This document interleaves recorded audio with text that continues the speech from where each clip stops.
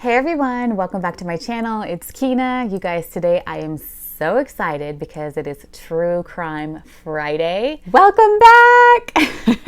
I know that you guys have been asking me for this and I delivered. Today I delivered. So we are gonna have an awesome true crime today.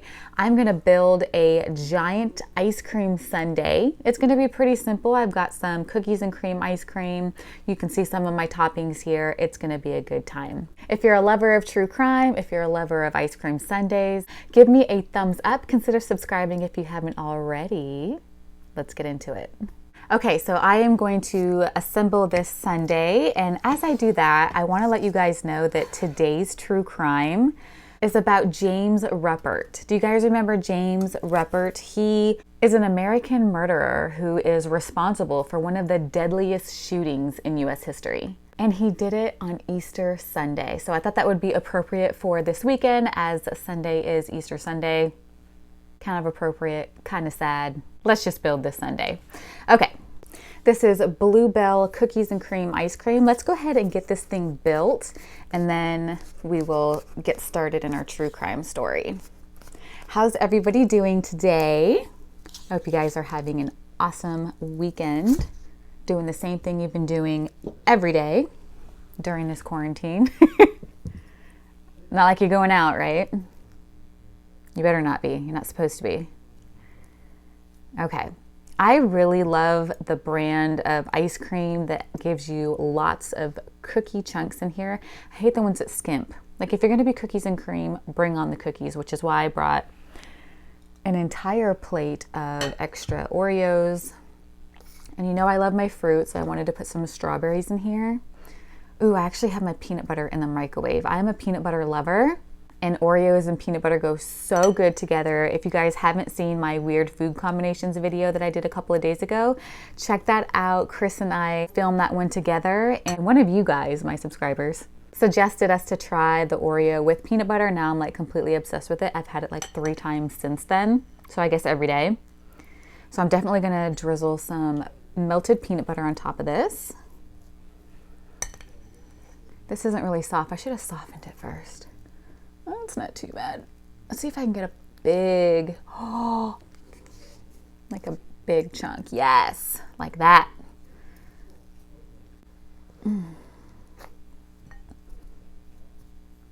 Look at all of those cookie chunks in there. That's what it should look like. Yes, Bluebell, you did it right. Okay, let me put this in the freezer, grab my peanut butter, and I'll be right back. I'm not gonna put too much, but just enough. I want each bite to have a nice peanut buttery flavor.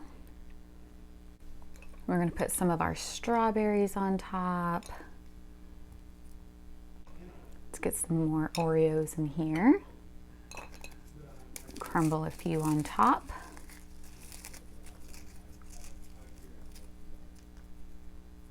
A little bit of chocolate drizz. Just a little. I'm gonna do whipped cream because I just feel like it's not a sundae if you don't have whipped cream. I think I'll just put it a little in the center and then around the perimeter.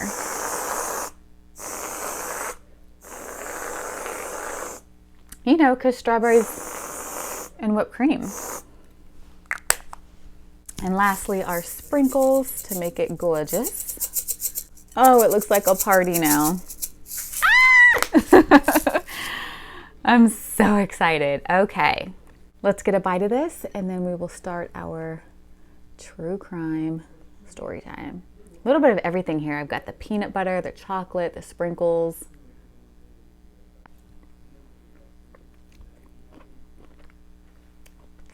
And the peanuts. I forgot to use crunchy. Oh my gosh. You guys, this is gonna get really melty. This story time is gonna be probably about 15 minutes long or so. So I like soft ice cream. I don't mind it at all.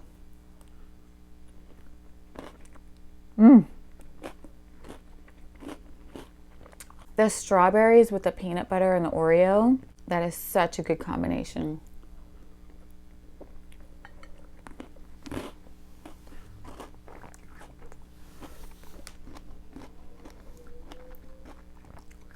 James Urban Ruppert was born March 29th, 1934.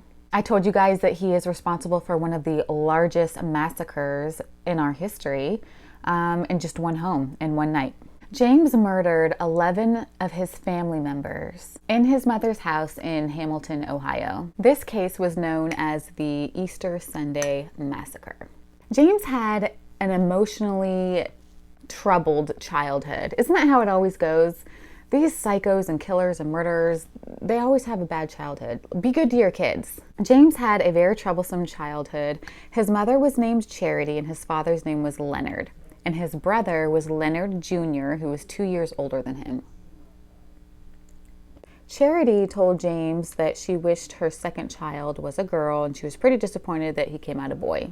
Leonard Sr. was a violent man, and he had a pretty bad temper, and he didn't really show very much affection to James or Leonard Jr.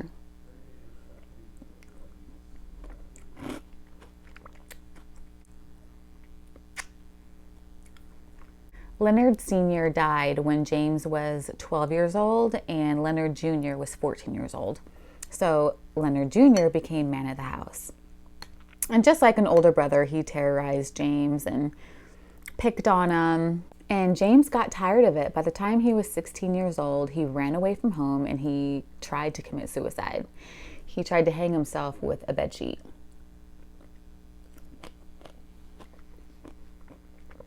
It didn't work. It was a failed suicide. Leonard was upset. He moved back home with his mom and his brother. By 1975, James was an adult.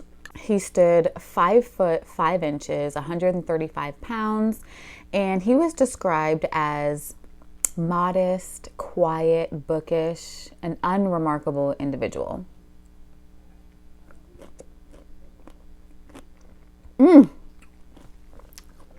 So good. I just want a chunk of this peanut butter Oreo.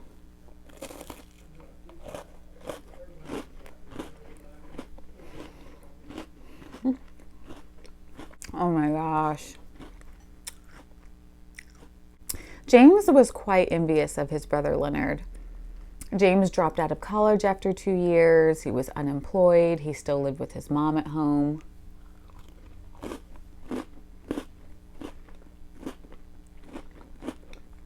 And Leonard lived a more successful lifestyle. Leonard graduated with a degree in electrical engineering. He owned his own home. He married James' ex-girlfriend. And they had 8 children together.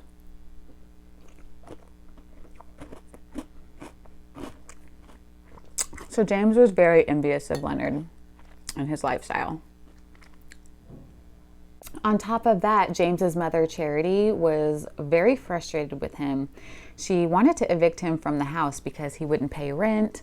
He was unemployed. He had a consistent drinking problem. Like, he drank 7 nights a week. And she felt like, if he can go out every night and drink beer, why can't he pay me some money in rent? Because you let him, Charity. Something that I've learned in life, people only treat you how you allow them to treat you. So if you're going to let somebody step all over you, they're going to step all over you. If you shut that down day one, then they know from day one, you don't mess with that person about that. You know what I mean? So you can't just let people do things and be like, why do they do that? Because they can.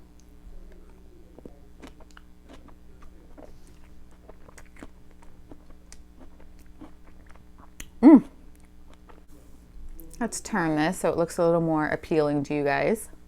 There we go. James even owed money to Charity and to his brother. The little money that he did have, he tried to invest it in the stock market, but it crashed in '73, so he literally had like no money. And he couldn't keep a steady job, so.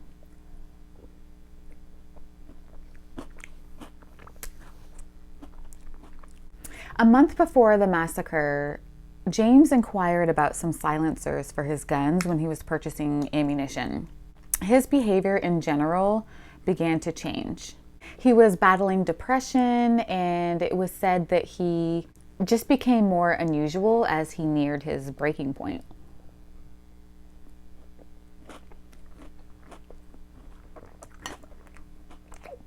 On March 29th, 1974, it was James' birthday. Some witnesses saw him practicing, like target practice.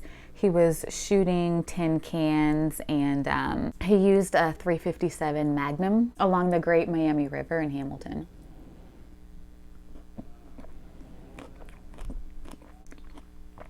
I don't think I could have picked a better flavor combination. I am so pleased. The night before the murders, James went out, like he did every night, to the bar, and he complained to this woman about how his mother was treating him unfairly, and she was always whining about how he didn't pay rent and how he always went to the bar, blah, blah, blah.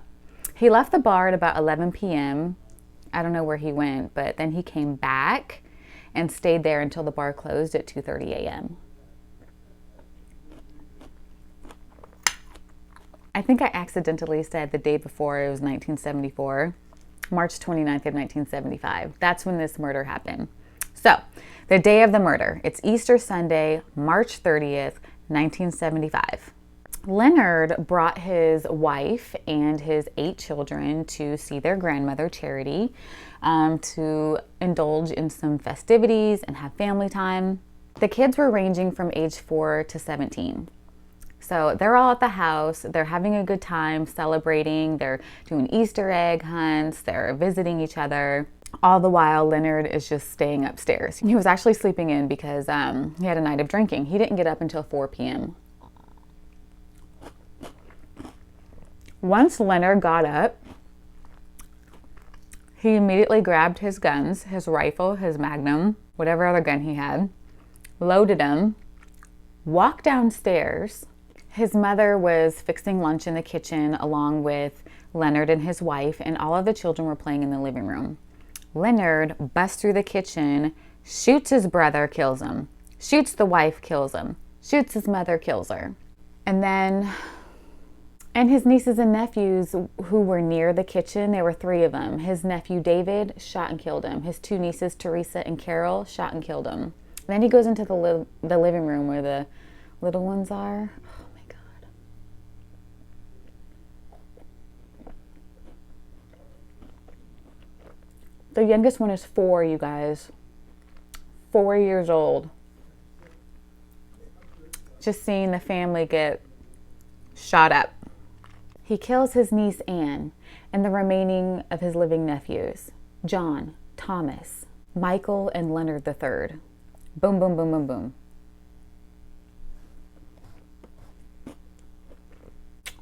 Children. Young children. Ugh. Just sick. It's just so sick. Leonard hangs out in the house there with all the dead bodies for about an hour, and then he calls the police. The police come. He's being uncooperative. He refused to answer questions, and he made it very clear to the police that he was going to claim insanity.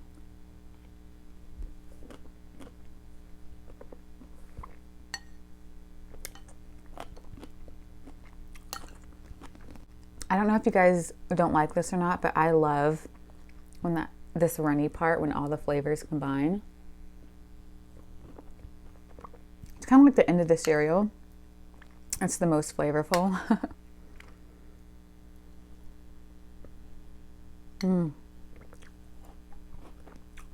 James was arrested that day and charged with 11 counts of aggravated homicide. And when the prosecutor visited the crime scene, he said that there was so much blood on the ground that it was soaking through the floorboards into the basement. I can't imagine what something like that would look like.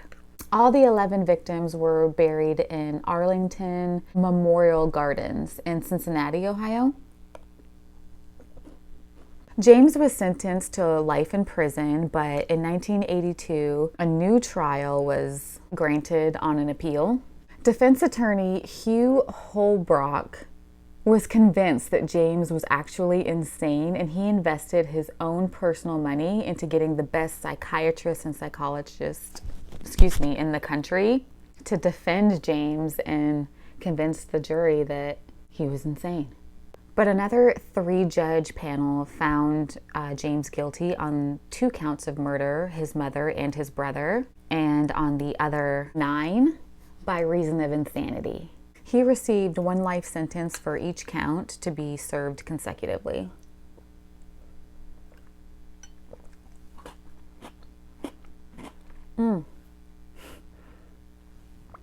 Certain bites are like really cold. In case you guys are wondering about the death penalty, capital punishment had been suspended because the Supreme Court's decision from 1972 to 76, and this murder happened in 1975. So he couldn't receive the death penalty. I'm going to take this last bite right here, and then I'm going to tell you guys how James is doing today, because yes, he's still alive and like 87 years old. You know how your Oreo like soaks in the milk? It's been soaking in like flavorful ice cream.